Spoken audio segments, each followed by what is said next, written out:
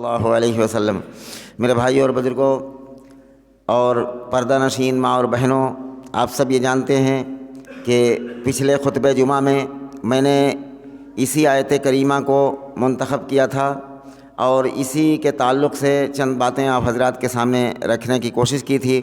اور آج بھی انشاءاللہ اسی آیت کے حوالے سے چند باتیں آپ حضرات کے سامنے رکھنے کی کوشش کر رہا ہوں۔ اللہ کرے کہ اس خطبے کو سن کر سننے والوں کو اور کہنے والوں کو بھی اللہ عمل کی توفیق عطا فرما دے۔ سورہ تحریم کی آیت نمبر 6، اس کے اندر اللہ رب العالمین نے، میں نے پچھلے خطبے میں جو کہا تھا کہ ذمہ داریاں عائد کی ہیں، یا ایھا الذین آمنوا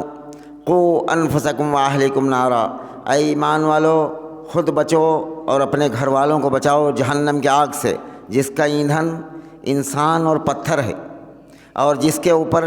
ایسے فرشتے مسلط ہیں کہ کسی کی چیخ و پکار سنے بغیر اللہ کے حکم کے مطابق، اللہ کے حکم پر وہ کسی کی چیخ و پکار سنے بغیر اس جہنم میں ٹھونس دیتے ہیں۔ اللہ کے حکم کے سوا وہ کوئی اور بات کسی کی چیخ و پکار نہیں سنتے ہیں۔ یہ آیت کریمہ کا مختصر ترجمہ ہے جو میں نے آپ کے سامنے رکھا۔ چنانچہ اللہ رب العالمین نے جو ذمہ داریاں دی ہیں ہر کلمہ لا الہ الا اللہ محمد رسول اللہ پڑھنے والے پر، وہ سب سے پہلی یہ ہے کہ آدمی اپنے گھر والوں کو، اپنے آپ کو اور اپنے گھر والوں کو جہنم سے بچانے کی کوشش کرے، اور یہی حکم دیا تھا اللہ نے اپنے سب سے چہیتے بندے سیدنا محمد رسول اللہ صلی اللہ علیہ وسلم کو۔ وَأَنذِرْ عَشِيرَتَكَ الْأَقْرَبِينَ، یہ آیت کریمہ اتری کہ اے رسول اپنے گھر والوں کو ڈرائیے، تو رسول اللہ صلی اللہ علیہ وسلم نے ایسا ڈرایا کہ بنو کعب کو، بنو سلمہ کو اور بنو قریش کو، سارے ان قبیلوں کو اکٹھا کر کے فرمایا کہ تم ڈر جاؤ اللہ کے عذاب سے، اللہ کے پکڑ سے ڈر جاؤ۔ یہاں تک کہ صحیح مسلم کی روایت ہے جس میں رسول اللہ صلی اللہ علیہ وسلم نے فرمایا کہ یا فاطمہ تو انقذی نفسک من النار، کہ اے فاطمہ جہنم سے اپنے آپ کو بچاؤ۔ وہ رسول جسے اللہ نے اپنے سب سے چہیتا، اپنا محبوب بنایا ہو، وہ رسول اپنے سب سے چہیتی بیٹی فاطمہ الزہرا، جسے رسول اللہ صلی اللہ علیہ وسلم نے جنت کی عورتوں کا سردار بتایا ہو، اسی بیٹی کو مخاطب کر کے فرماتے ہیں کہ یا فاطمہ تو انقذی نفسک من النار، اے فاطمہ اپنے آپ کو جہنم سے بچاؤ۔ اور اوپر بہت لمبی یہ حدیث ہے، اس میں اوپر کے الفاظ ہیں کہ اے فاطمہ دنیا میں جو مجھ سے چاہو مانگ لو، آخرت میں میں تمہارے کوئی کام نہیں آ سکتا، اس لیے جہنم سے بچنے کی تیاری کرو دنیا کے اندر۔ یہ رسول اللہ صلی اللہ علیہ وسلم نے اپنی بیٹی فاطمہ سے کہا۔ اور اس آیت کریمہ سورہ تحریم کی آیت نمبر 6 میں اللہ نے تمام مسلمانوں کو یہ ذمہ داری دی ہے کہ سب سے پہلے خود بچو اور اپنے گھر والوں کو جہنم سے بچاؤ۔ اگر یہ کارنامہ، یہ ذمہ داری آدمی انجام نہیں دیتا ہے تو میں نے پچھلے خطبے میں کئی حدیثیں اس پر بیان کی تھیں جو صحیح مسلم میں بھی ہے، صحیح بخاری میں بھی ہے۔ صحیح مسلم کی حدیث نمبر 1402 نمبر پر یہ روایت موجود ہے کہ رسول اللہ صلی اللہ علیہ وسلم نے فرمایا کہ ہر شخص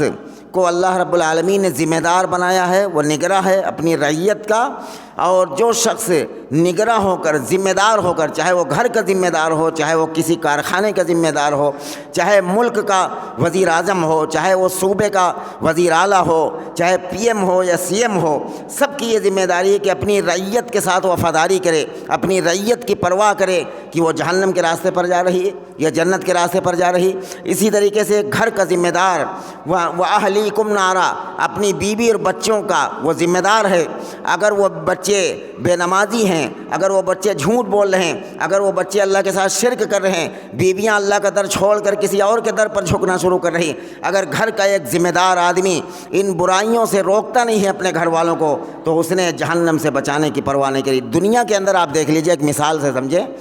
کہ دنیا کے اندر کسی کے گھر میں آگ لگ جائے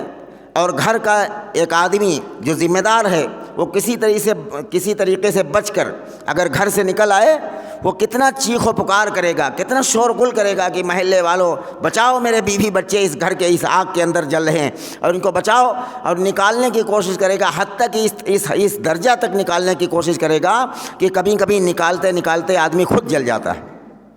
تو میرے بھائیوں، آخرت کی آگ سے بچانے کی کوشش اسی آخری حد تک کرنا چاہیے، اپنے گھر والوں کو جہنم سے نکالنے کی کوشش آخری حد تک کرنا چاہیے، چاہے اس کے لیے کچھ دقتیں اٹھانا پڑے، کچھ پریشانیاں اٹھانا پڑے، کچھ ان کا خوشامد درآمد کرنا پڑے، چاہے ہاتھ جوڑنا پڑے، چاہے پیر پکڑنا پڑے، لیکن ان کو جہنم سے بچانا ایک گھر کے آدمی کی ذمہ داری ہے۔ اور جن لوگوں نے اس حکم کی تعمیل کی ہے، اللہ کے مخصوص بندے ہیں جن کا تذکرہ اللہ نے قیامت تک کے لیے اپنی اس کتاب قرآن مجید کے اندر کر دیا ہے، کہ جن لوگوں نے اپنے گھر والوں کی پرواہ کی۔ نمبر 1 پر حضرت یعقوب علیہ السلام کا سورہ بقرہ کے اندر جو تذکرہ ہے، تو یعقوب علیہ السلام اذ حضر یعقوب الموت، جب یعقوب علیہ السلام کی موت کا وقت قریب آیا تو اپنے بیٹوں کو بلایا اور کہا اذ قال لبنیہ ما تعبدون من بعدی، اے بیٹوں یہ بتاؤ کہ تم میرے بعد کس کی عبادت کرو گے، میرے بعد کس کے سامنے جھکو گے۔ ایک نبی کا، ایک پیغمبر کا سب سے بڑا جو غم اور سب سے بڑا جو اس کو خدشہ ہوتا ہے وہ یہی ہوتا ہے کہ نبی کی دنیا سے جانے کے بعد کہیں کوئی اللہ کا بندہ، کوئی اللہ کی بندی اللہ کا در چھوڑ کر کسی اور در پر جھکنا نہ شروع کر دے، تو پیغمبر کو سب سے زیادہ اس بات کی فکر ہوتی ہے۔ حضرت یعقوب علیہ السلام کو اپنے بیٹوں کے بارے میں سب سے زیادہ فکر تھی، سارے بیٹوں کو بلایا۔ اور آپ سب جانتے ہیں کہ یعقوب علیہ السلام کے 11 بیٹے، اور بعض روایتوں میں اور بھی اس سے زیادہ ذکر کیے گئے ہیں کہ اتنے بیٹے سب کو بلایا اور کہا اذ قال لبنیہ ما تعبدون من بعدی، اے میرے بیٹوں یہ بتاؤ کہ تم میرے انتقال کے بعد اذ حضر یعقوب الموت، موت کا لفظ قرآن کے اندر بھی نبیوں کے لیے کہ موت کا لفظ قرآن کے اندر ہے کہ اذ حضر یعقوب الموت، جب موت ان کے پاس آئی تو یعقوب علیہ السلام کو ایک فکر ہوا اور کہا جو ہے اذ قال لبنیہ، اے بیٹوں یہ بتاؤ ما تعبدون من بعدی، میرے بعد تم کس کی عبادت کرو گے، کس کے سامنے جھکو گے، کس کو حاجت روا، کس کو پریشانیوں میں پکارو گے۔ ما تعبدون من بعدی قالوا نعبد الہک و الہ آبائک ابراہیم و اسماعیل و اسحاق الہا واحدا ونحن لہ مسلمون، بیٹوں نے کہا کہ ابا جان ہم اسی الہ کی عبادت کریں گے جس کی اسحاق نے اور جو ہے اسماعیل نے اور ابراہیم نے اور ان لوگوں نے، ان بزرگوں نے جس کی عبادت کی ہے، جس کے سامنے اپنے ماتھے کو ٹیکا ہے، ہم لوگ بھی اسی ایک الہ کی عبادت کریں گے، ایک معبود برحق کے سامنے جھکیں گے۔ یعقوب علیہ السلام کو اپنی موت کے وقت بھی اس بات کا فکر ہے کہ میرے بعد میرے بیٹے، اس بات کی فکر نہیں ہے جو عام طور پر لوگوں کو ہوتی ہے کہ میرے بعد میرے بیٹے کون سا کاروبار کریں گے، میرے بیٹے کون سے مکان کہاں تعمیر کریں گے، کہاں پلاٹ لیں گے، کون سی گاڑی خریدیں گے۔ ایک پیغمبر کی فکر یہ نہیں ہوا کرتی ہے، پیغمبر کی فکر یہ ہوتی ہے کہ ہمارے بچے، ہمارے گھر والے آخرت میں جہنم کے عذاب سے کیسے بچ جائیں، کیونکہ یہ زندگی 50-60 سالہ زندگی ہے، کوئی 30 سال میں مر جاتا ہے، کوئی 50 سال میں مر جاتا ہے، کوئی 60 سال میں، زیادہ سے زیادہ کوئی 100 سال تک جی جاتا ہے، اس کے بعد تو مر ہی جانا ہے بہرحال۔ اور وہ جو آخرت کی زندگی ہے وہ ہمیشہ کی لامحدود زندگی ہے، کبھی ختم ہونے والی نہیں ہے۔ اس زندگی کے اندر تو اللہ رب العالمین نے فرمایا جو سورہ آل عمران کے اندر کہ جو شخص جہنم سے بچا لیا گیا اور جنت کے اندر داخل فرما دیا گیا تو فقط فاز، یہی سب سے بڑی کامیابی۔ جو جہنم سے بچ جائے اور جنت کے اندر داخل ہو جائے، سمجھ لیجئے وہ سب سے بڑا کامیاب شخص ہے، چاہے وہ بچے ہوں یا عورتیں ہوں یا مرد ہو، کوئی شخص بھی ہو جو جہنم سے بچا کر جنت کے اندر داخل کر دیا گیا۔ دنیا کے اندر اس کی زندگی چاہے وہ مزدوری کر کے گزار رہا ہو، رکشہ چلا کر گزار رہا ہو، معمولی سے معمولی کام کر کے گزار رہا ہو، لیکن وہ اپنا ایمان بچا کر اگر دنیا سے لے جاتا ہے، اللہ کے ساتھ شرک نہیں کرتا، ایمان بچا کر لے جاتا ہے، اور آخرت کے اندر اگر کامیابی مل گئی، جہنم سے بچ گیا اور جنت کے میں داخل کر دیا گیا، تو سمجھ لیجئے وہ بالکل کامیاب شخص ہے۔ اسی لیے یعقوب علیہ السلام اور اللہ کے کچھ ایسے بندوں نے جنہوں نے اپنے گھر والوں کی فکر کی، اللہ رب العالمین نے قرآن مجید کے اندر ان کا ذکر فرمایا۔ چنانچہ حضرت لقمان علیہ السلام، سورہ لقمان انہی کے نام سے قرآن مجید کے اندر اتری ہے۔ یہ سورت نمبر 31 ہے اور آیت نمبر 13 ہے، جس کے اندر اللہ رب العالمین نے حضرت لقمان علیہ السلام کا ذکر فرمایا۔ اور جانتے ہو یہ ایسے لوگ ہیں جنہوں نے اپنی اولاد کی سب سے زیادہ فکر کی۔ گھر والے، گاؤں والے، بستی والے تو بعد میں ہیں ان کو بچانا، سب سے پہلی جو ذمہ داری ہے کہ ایک گھر کا مرد، ایک ذمہ دار اپنی بیوی بچوں کو جہنم سے بچانے کی کوشش کرے، ان کے اندر ہمیشہ اس بات کی فکر رکھے کہ ان کو نماز کا طریقہ معلوم ہے یا نہیں معلوم ہے، غسل کا طریقہ معلوم ہے یا نہیں معلوم ہے، ان کے اندر بچوں کے اندر جھوٹ بولنے کی عادت تو نہیں پڑتی ہوئی چلی جاتی۔ جب ماں باپ بچوں کے سامنے جھوٹ نہیں بولیں گے تو بچے بھی انشاءاللہ سچے نکلیں گے، بچے جھوٹ نہیں بولیں گے۔ ماں باپ کی گود، ماں کی گود ایک ایسا مدرسہ ہے جہاں سے جیسی تعلیم لے کر بچہ نکلتا ہے، پھر وہ کسی مدرسے میں داخل کر دیا جائے، لیکن اگر ماں کی گود والا مدرسہ خراب ہے تو پھر اس کی تربیت صحیح ہو نہیں پاتی۔ ماں باپ اگر بچوں کے سامنے کبھی جھوٹ نہیں بولتے ہیں تو بچہ بھی ہمیشہ سچا نکلے گا۔ اگر ماں باپ جھوٹ بولتے ہیں اور سوچتے ہیں کہ میرا بیٹا بہت سچ بولنے والا نکلے تو یہ ناممکن سی بات ہے۔ بہت کم الا ماشاء اللہ کہ بہت سارے لوگ بہت برے آدمی ہوتے ہیں، ان کی اولاد نیک نکل جاتی ہے، وہ ایک الگ معاملہ ہے، لیکن اکثر یہی ہوتا ہے کہ اگر ماں باپ بچوں سے جھوٹ بولتے ہیں۔ ایک شخص سہل بن سعد رضی اللہ تعالیٰ عنہ روایت کرتے ہیں، صحیح بخاری کی روایت ہے کہ ایک عورت تھی رسول اللہ صلی اللہ علیہ وسلم کے ٹائم میں، اس نے اپنے بچے کو پکار رہی تھی اور کہا بیٹا یہاں آؤ، میں تمہیں کچھ دینا چاہتی ہوں۔ رسول اللہ صلی اللہ علیہ وسلم کو شک ہوا اور کہا کہ یہ بتاؤ کہ تم اپنے بیٹے کو کیا دینا چاہتی ہو؟ تو اس نے کہا کہ میں کھجور دینا چاہتی تھی۔ تو رسول اللہ صلی اللہ علیہ وسلم نے فرمایا کہ اگر تم بیٹے کو اس بہانے سے بلاتی، اگر اس کو کھجور نہ دیتی تو یہ تمہارے جھوٹ بولنے کا کبیرہ گناہ تمہارے اعمال نامے میں لکھ دیا جاتا۔ اگر ماں باپ بچوں سے جھوٹ نہیں بولتے ہیں تو بچے سچ بولنے والے نکلیں گے، اور جب بڑھاپے میں بیٹے جھوٹ بولتے ہیں تو آدمی کو بہت خراب لگتا ہے۔ بچوں کے سامنے ماں باپ جھوٹ بولتے ہیں، یہ پتہ نہیں کہ یہ خمیر ڈالا جا رہا ہے، یہ بیج بویا جا رہا ہے۔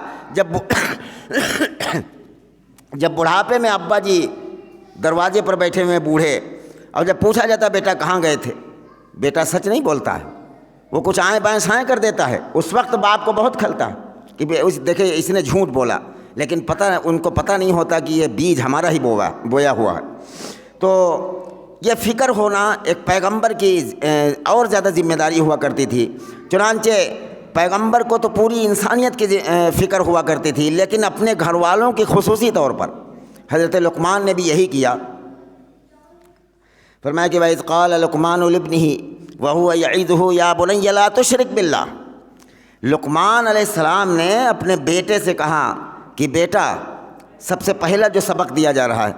ایک نبی کی سب سے بڑی فکر اور کون سی ہو سکتی ہے؟ اس لیے کہ نبی سے بہتر کون سمجھ سکتا ہے اللہ کے عذاب کو؟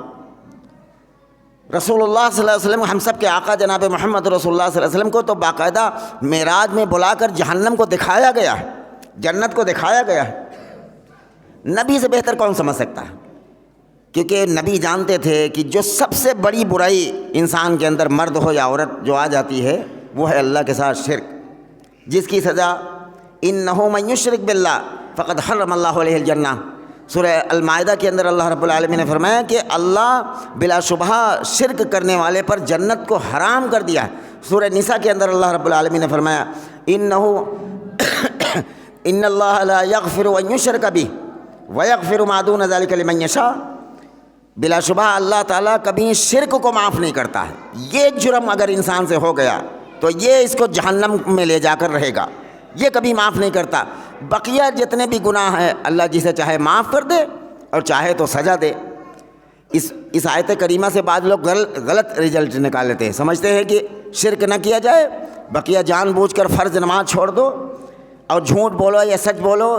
رات و دن گانے سنو، میوزک سنو، کوئی بات نہیں، سب چلتا ہے، اللہ شرک کے سوا سب کو معاف۔ اس آیت کریمہ کا ہرگز یہ مفہوم نہیں ہے، مقصد نہیں ہے۔ اللہ رب العالمین نے دونوں باتیں کہی ہیں، ان اللہ لا یغفر ان یشرک بہ، بلا شبہ اللہ تعالیٰ شرک کو معاف نہیں کرتا، لیکن بقیہ جتنے گناہ ہیں اللہ چاہے تو معاف کر دے اور چاہے تو عذاب دے، دونوں شکلیں ہو سکتی ہیں۔ کبھی اس بات کے بے خوف نہ ہونا چاہیے کہ آدمی شرک نہیں کرتا ہے، بقیہ چاہے کوئی بھی گناہ کرے وہ بچ جائے گا، ہرگز ایسا نہیں ہے۔ اس آیت کریمہ کے اندر واضح کیا گیا دونوں چانس ہیں، اللہ چاہے تو بقیہ گناہ کو معاف کر دے، شرک کو معاف نہیں کرے گا، اور چاہے تو چھوٹے سے چھوٹے گناہ پر اللہ پکڑ کر لے۔ فرمایا ان بطش ربک لشدید، اللہ کی پکڑ بھی بڑی زبردست ہے۔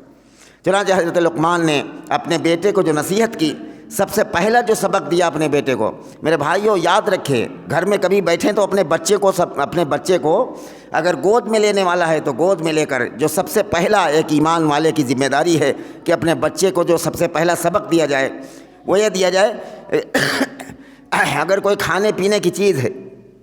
مثال کے طور پر انگور ہے یا انار ہے، کوئی چیز ہے مثال کے طور پر، اس کے منہ میں رکھنے سے پہلے اگر بچے سے سوال کرتا ہے ایک باپ اپنی گود میں لے کر، بیٹا بتاؤ اس دانے کو بنانے والا کون ہے؟ اگر وہ بچہ جواب دیتا ہے اس دانے کو بنانے والا اللہ ہے، تو سمجھ لیجئے کہ تربیت ہو رہی ہے، سبق مل رہا ہے اسے۔ اور اس سے سوال کیا جائے بیٹا اللہ کے سوا کسی اور کے سامنے، اس کی بڑائی کے سامنے جھکنا نہیں ہے، یہ جرم اللہ تعالیٰ معاف نہیں کرتا۔ یہ پہلا سبق ہونا چاہیے۔ اور دوسری چیز یہ ہے، کبھی چاند کی طرف دکھا کر بچے کو یہ کہا جائے بیٹا اس چاند کو بنانے والا کون ہے، بچے کو صحیح جواب مانگا جائے، جب وہ صحیح جواب دے کہ اس کا بنانے والا ایک اللہ ہے، اس سورج کو بنانے والا بیٹا کون ہے،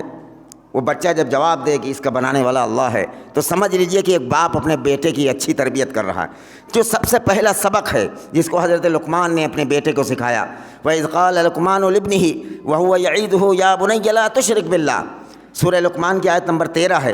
فرمایا کہ لقمان نے اپنے بیٹے سے کہ بیٹا دیکھو اللہ کے ساتھ شرک مت کرنا، وَإِنَّ الشِّرْكَ لَظُلْمٌ عَظِيمٌ، یہ سب سے بڑا ظلم ہے اللہ کے ساتھ۔ اور ظاہر ہے دنیا کے اندر اس سے بڑا ظلم کوئی نہیں ہو سکتا۔ جو اللہ پیدا ہونے سے گھنٹوں پہلے ماں کے سینے کے اندر رزق پیدا کر دے، اور جو اللہ پیدا ہونے سے گھنٹوں پہلے ماں کے سینے کے اندر رزق پیدا کر دے، اور زمین سے غلے اگائے، باغات میں پھل نکالے، روزانہ سورج کو پورب سے مشرق سے مغرب لے جائے، جنوب سے شمال لے جائے، جو اللہ ایک چاند سے دنیا کو روشن کر دے، زمین کو پانی پر بچھا دے ہمارے لیے، یہ تمام کی تمام چیزیں اللہ کر رہا ہے۔ کھانے پینے کی چیزیں اللہ پیدا کر رہا، ہواؤں کا انتظام اللہ کر رہا ہے، اور اس اللہ کو چھوڑ کر آدمی اپنے ماتھے کو اللہ کے در چھوڑ کر کسی اور جگہ ٹیک دے، تو اس سے بڑا ظلم کوئی اور نہیں ہو سکتا۔ اسی سبق کو سکھایا حضرت لقمان نے اپنے بیٹے کو، وَإِذْ قَالَ لُقْمَانُ لِابْنِهِ وَهُوَ يَعِظُهُ، وعظ کیا لقمان نے اپنے بیٹے کو، باقاعدہ تقریر فرمائی اپنے بیٹے کے سامنے۔ وَإِذْ قَالَ لُقْمَانُ لِابْنِهِ وَهُوَ يَعِظُهُ، وعظ فرمایا، یا بنیا اے بیٹا لا تشرک باللہ، اللہ کے ساتھ شرک مت کرنا، وَإِنَّ الشِّرْكَ لَظُلْمٌ عَظِيمٌ۔ اور جیسے ہی حضرت لقمان نے اللہ کا تعارف کرایا، اور بیٹے کو اللہ سے رہا نہیں گیا، اللہ نے ماں باپ کے مقام کو سمجھایا آیت نمبر 14 پر، وَوَصَّيْنَا الْإِنسَانَ بِوَالِدَيْهِ حَمَلَتْهُ أُمُّهُ وَهْنًا عَلَىٰ وَهْنٍ وَفِصَالُهُ فِي عَامَيْنِ أَنِ اشْكُرْ لِي وَلِوَالِدَيْكَ، فرمایا کہ ہم نے وصیت کی ہے ہر انسان کو اس کے ماں باپ کے متعلق کہ اس کی ماں نے ضعف پر ضعف اٹھائے، دکھ پر دکھ اٹھایا حمل کے دوران، اور اس حمل میں رکھا اور اسے دودھ چھڑایا، 2 برس تک دودھ پلایا، 2 برس میں چھڑایا۔ تو میرے اور اپنے ماں باپ کی شکر گزاری تم سب کو میری طرف سے تو کرتے رہنا، تم سب کو میری طرف لوٹنا۔ تو جب لقمان نے اللہ کو پہچانوایا اپنے بیٹے، اللہ نے فوراً، اب ظاہر ہے کہ آدمی اپنے بارے میں تو کوئی بات نہیں کہہ پاتا اتنی جلدی، ایک سمجھ لیجئے کہ مائکرو فون حضرت لقمان نے اپنے ہاتھ میں لے رکھا تھا، اور جیسے ہی کہا یا بنی لا تشرک باللہ، بیٹا اللہ کے ساتھ شرک مت کرنا، وَإِنَّ الشِّرْكَ لَظُلْمٌ عَظِيمٌ، یہ بہت بڑا ظلم ہے۔ اللہ نے مائکرو فون ان کے ہاتھ سے لے لیا اور فوراً فرمایا وَوَصَّيْنَا الْإِنسَانَ بِوَالِدَيْهِ، میں ماں باپ کے بارے میں تمہیں وصیت کرتا ہوں کہ حملتہ امہ وہنا علی وہن، خاص طور پر ماں کا ذکر کیا گیا کہ حمل کے دوران 9 مہینوں میں کتنی تکلیفیں ماؤں نے برداشت کی، اور جن کے ماں باپ اس دنیا میں نہیں ہیں ان کے دل سے پوچھو ان کی عظمت اور قدر کیا ہوتی ہے۔ فرمایا کہ ذوق پر ذوق اٹھائے، 2 سال تک دودھ پلایا، 2 سال کے بعد تمہارا دودھ چھڑایا گیا، اور اللہ رب العالمین نے فرمایا کہ میرے شکر گزاری کے ساتھ ساتھ، میری عبادت کے ساتھ ساتھ ماں باپ کے ساتھ بھی حسن سلوک کرنا، یہ اللہ رب العالمین کی طرف سے۔ اب یہاں پر بیچ میں ایک آیت میں چھوڑتا ہوں، بات لمبی ہو جائے گی۔ اور دوسری نصیحت حضرت لقمان علیہ السلام نے جو کی، تو اللہ کے جس طرح سے اللہ رب العالمین حساب لے گا اس عقیدے کو سمجھانا چاہا اپنے بیٹے کو۔ آیت نمبر 16 پر،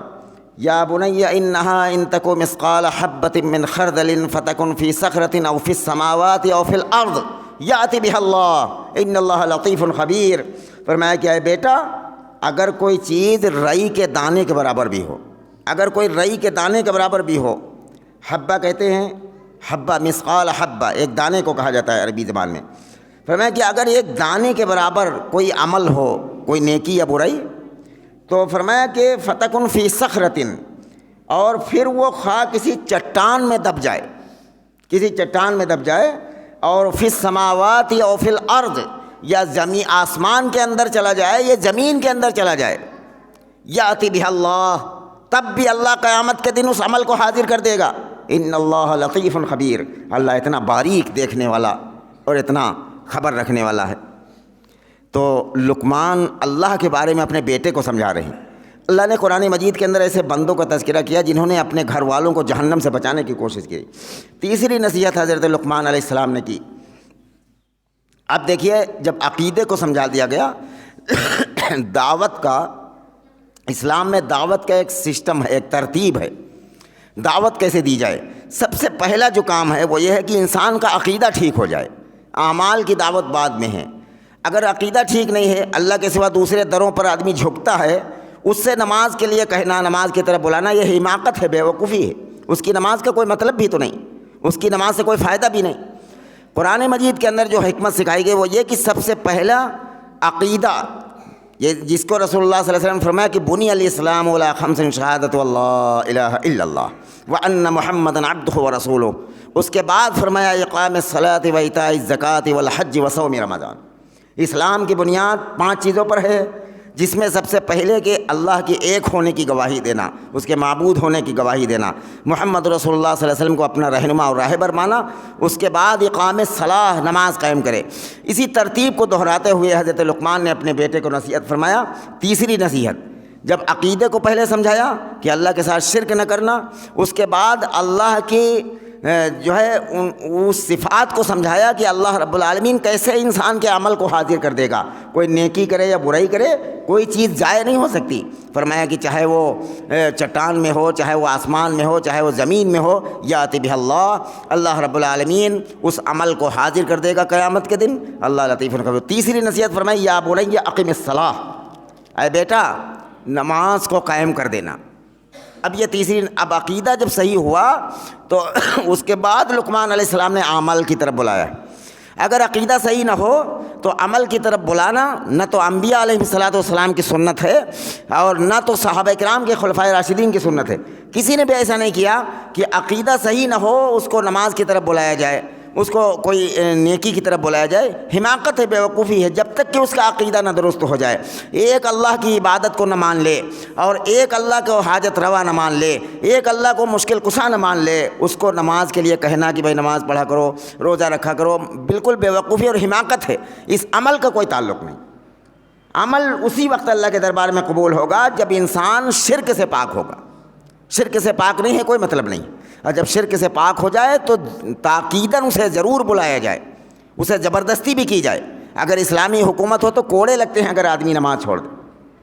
یا بنی اقم الصلاۃ، بیٹا نماز کو قائم کرنا، وامر بالمعروف۔ اب اعمال کو سمجھا رہے ہیں لقمان اپنے بیٹے کو، اعمال کیسے کرنا۔ سب سے پہلے نمبر پر نماز قائم کرنا ہے اگر عقیدہ صحیح ہو جائے تو، اور وامر بالمعروف ونہی عن المنکر، بھلی باتیں جتنی نیکی کے کام ہیں ان کاموں کی طرف لوگوں کو بلانا اور بری باتوں سے روکنا۔ اور فرمایا کہ وصبر علی ما اصابک، جب تم یہ کام کرو گے نا، اپنا عقیدہ صحیح کر کے نماز کو قائم کر کے لوگوں کو نیک کام کی طرف بلاؤ گے، کوئی برا وہ دیکھے گا، آدمی جوا کھیل رہا اسے روکا جائے گا کہ بھائی یہ حرام ہے، آدمی شراب کے نشے میں آ رہا ہے اسے روکا جائے گا کہ یہ حرام ہے، اسے رک جاؤ، تو ظاہر ہے اس پر پریشانیاں آئیں گی، لوگ بدنام کرنے کی کوشش کریں گے، لوگ ستائیں گے تمہیں۔ تو فرمایا کہ وصبر علی ما اصابک، جب مصیبتیں آئیں دعوت پر تو صبر کرو، ان ذالک لمن عزم الامور، یہ ہیں ہمت کے کام۔ ہمت کا کام دنیا کے اندر ترقی کرنا، دنیا کے اندر اچھی گاڑی اچھا بنگلہ بنا لینا نہیں، اللہ نے جسے فرمایا وہ ہے ان ذالک لمن عزم الامور، یہ وہ کام ہے جو ہمت کے کاموں میں سے، ہمت کا کام، عزم کا کام، بہت اونچا کام، جو برائیوں سے روکنا اور بھلی باتوں کی طرف بلانا۔ اور یہ ہوتا ہے دنیا کے اندر، جب بھلی باتوں کی طرف بلایا جاتا ہے، برائیوں سے روکا جاتا ہے، تو کبھی کبھی لوگ دعوتیں کرنا بند کر دیتے ہیں، کبھی سلام و مصافحہ کرنا بند کر دیتے ہیں، حالات ایسے آتے ہیں۔ اور ان پر وصبر علی ما اصابک، جمے رہو، ہمیشہ برائی سے لوگوں کو روکو، اور بھلی باتیں جو جان جاؤ کہ یہ نیکی کا کام ہے اس کی طرف لوگوں کو بلاؤ. وَاصْبِرْ عَلَىٰ مَا أَصَابَكَ، جمے رہو، صبر کرو. إِنَّ ذَلِكَ لَمِنْ عَزْمِ الْأُمُورِ، یہ ہے ہمت کے کام. تو جن لوگوں نے اپنے گھر والوں کو اللہ کے عذاب سے، جہنم کے عذاب سے بچانے کی کوشش کی، ان کا تذکرہ جن آیتوں میں تھا، وہ بہت ساری آیتیں ہیں لیکن ان میں سے چند آیتیں میں نے ذکر کر دی. اللہ رب العالمین سے دعا ہے کہ جو باتیں کہی وہ سنی گئی ہیں، اللہ ہم سب کو اس پر عمل کی توفیق عطا فرما دے. یا رب العالمین